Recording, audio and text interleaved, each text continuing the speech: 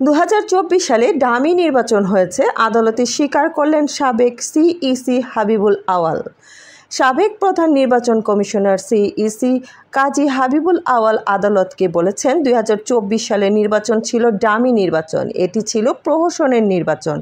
রাজনৈতিক দলগুলোর মধ্যে সমঝোতা না হওয়ার কারণেই 2024 সালে ডামি নির্বাচন হয়েছিল।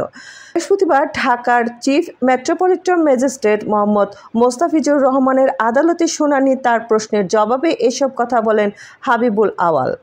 হাবিবুল আওয়ালের প্রথম উত্তরের পর তাকে আদালত প্রশ্ন করলেন, তাহলে তিনি পদত্যাগ করলেন না কেন? আদালতের এই প্রশ্নের জবাবে এড়িয়ে যান হাবিবুল আওয়াল। তিনি বলেন, অতীতে কোনো সিইসি পদত্যাগ করেনি। হাবিবুল আওয়াল পরে শেখ মুজিবুর রহমানের শাসনামলের নির্বাচন 1996 সালের নির্বাচনের অনিয়মের প্রসঙ্গ আদালতে তুলে ধরেন। দিনের ভোট রাতে করা সহ প্রহসনের নির্বাচনের মাধ্যমে জনগণের ভোটাধিকার থেকে বঞ্চিত করার অভিযোগে রাজধানীর শেরেবাংলা নগর থানার মামলায় হাবিবুল আওয়ালের 3 দিনের রিমান্ড মঞ্জুর করে আদেশ দেন আদালত।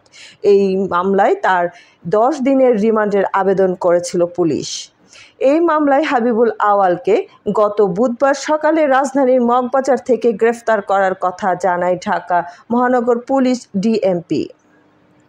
ওই মামলায় গত রোববার আরেক সাবেক সিইসি কে এম নুরুল হুদাকে গ্রেফতার করা হয়। পরদিন সোমবার তার 4 দিনের রিমান্ড মঞ্জুর করেন আদালত।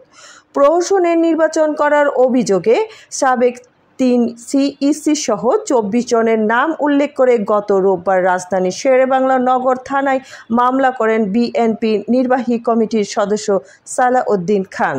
মামলায় 2014 সালে জাতীয় সংসদ নির্বাচনে তৎকালীন সিইসি কাজী রকিব উদ্দিন আহমেদ, 2018 সালে নির্বাচনের তৎকালীন CEC K M Nurul Huda ও 2024 সালের নির্বাচনের তৎকালীন সিইসি কাজী হাবিবুল আওয়ালকে আসামি করা হয়।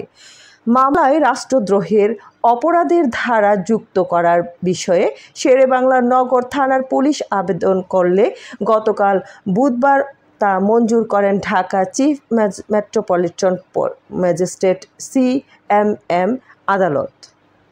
শেরেবাংলা নগর থানায় এই মামলার জন্য আসামিদের মধ্যে আছেন জুলাই গণ অভ্যুত্থানের ক্ষমতাচ্যুত আওয়ামী লীগ সরকারের প্রধানমন্ত্রী শেখ হাসিনা, সাবেক স্বরাষ্ট্রমন্ত্রী আসাদুজ্জামান খান, সাবেক আইজিপি হাসান মাহমুদ খন্দকার, জাবেদ পাটোয়ারি, একেএম শহীদুল হক প্রমুখ।